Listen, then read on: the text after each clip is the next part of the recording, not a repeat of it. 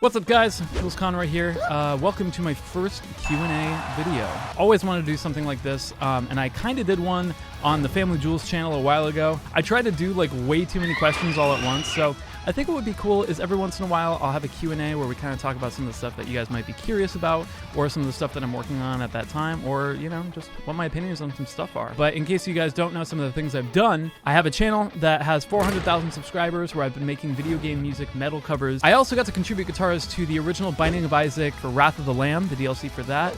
I got to contribute to Crypt of the Necrodancer, which we won Best Audio of 2016 at the Game Developers Choice Awards. And then I got to work on Cadence of Hyrule last year. So I've done a lot of industry work. You know, I have this YouTube channel, doing a Let's Play channel with my buddy Jack called Bit Crushers that we just started up. Fuck you guys. No doorbell. Stop telling me. I've done a ton of crazy guitar collabs, including one with John Petrucci of Dream Theater, one with Grant Kirkhope, the composer of Banjo-Kazooie. But I also studied music. My degree is I was an associate in classical guitar performance. And I've also done a lot of charity work. Yearly, I contribute to the TRG Coliseum with the Runaway Guys, and we do that, and we raise money for direct relief. Oh, and I canceled Alpharad, that's right. I'm in a power metal band that's based out of Massachusetts. I actually used to live in Massachusetts all the way up until 2015, and now I live in San Diego. On top of all of that, I try to make time to speedrun, and I currently speedrun Mario 64, Tony Hawk's Pro Skater 2, and soon I'm going to be returning to my first speedrun, which is Banjo-Kazooie 100%. You know, I've done a lot in the past 10 years, and you know, I know there's a lot of people, especially now in the current situation that we're in the world, who might be curious as to somebody who does this for a living. So let's answer some of these questions, and if you guys want to be a part of the next Q&A,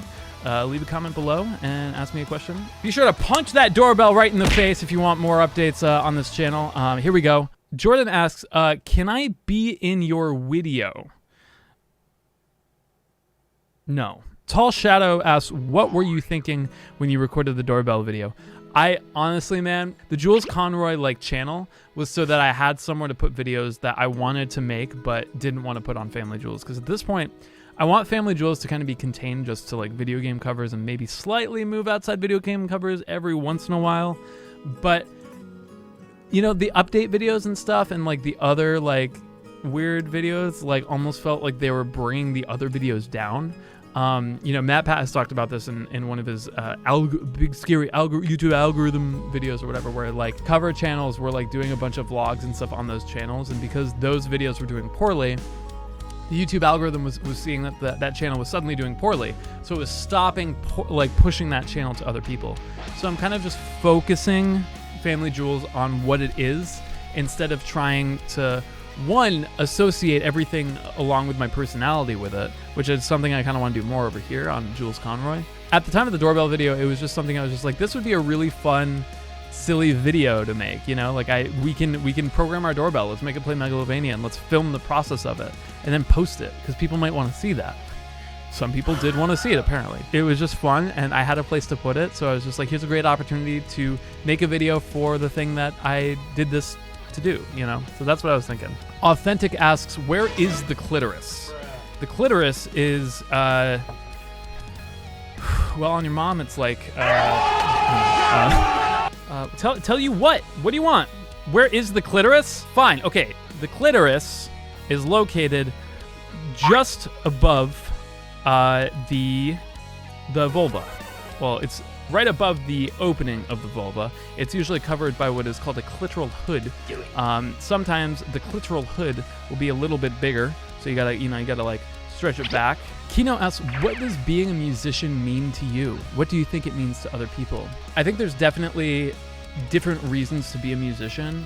You know, I think the most obvious one is to create. If you want to be a creative person and kind of, you know, bring good music into the world, that's you know, one reason I think a lot of people are musicians. I think a lot of people just want to impress people, and I think that's fine. I think sorry, spit everywhere. I think it's fine to want to impress people, you know, get really good at music and be an impressive musician. I think that's sick. You know, I think some people probably see what they can bring to a musician's community. To me, I'm just a musician because I want to get girls, honestly. No, no, I love the feeling I get when I make good music, when I make music that I'm proud of. I think I just love that feeling. I'm always chasing that feeling. Chezzy asks, how big is a schlong? I would say a schlong has to be like 6 inches. When you think of like a schlong, like I think like it's got to be at least average, right? So, you know, if you could choose one game to make music from, what would you choose? Probably F-Zero. If they ever make another it was probably Zelda, and then I got to make some music for a Zelda game. I think F-Zero. That would be pinnacle now. How is Babby formed? How girl get pregnant? So a baby is formed when advice for new musicians from Ryan V. I would just say, man, don't overwhelm yourself by like, I'm gonna learn how to like sweep pick by the end of this year or by the end of this month or whatever. Like, just be like, okay, I'm gonna be happy if I could just learn all the chords. You know, have like cool little like goals that you can kind of make your way through. Like, I'm gonna learn the A chord and the G chord today. At the end of the next week, I'm gonna learn all the minor chords or something like that. Just little goals, and then have long-term goals. And focus on the small-term goals and make sure that the small-term goals that you pick are working slowly towards the long-term goals, even if it's not directly. Acidic Jello asks, how are you going to direct all the traffic from your second channel to your main channel?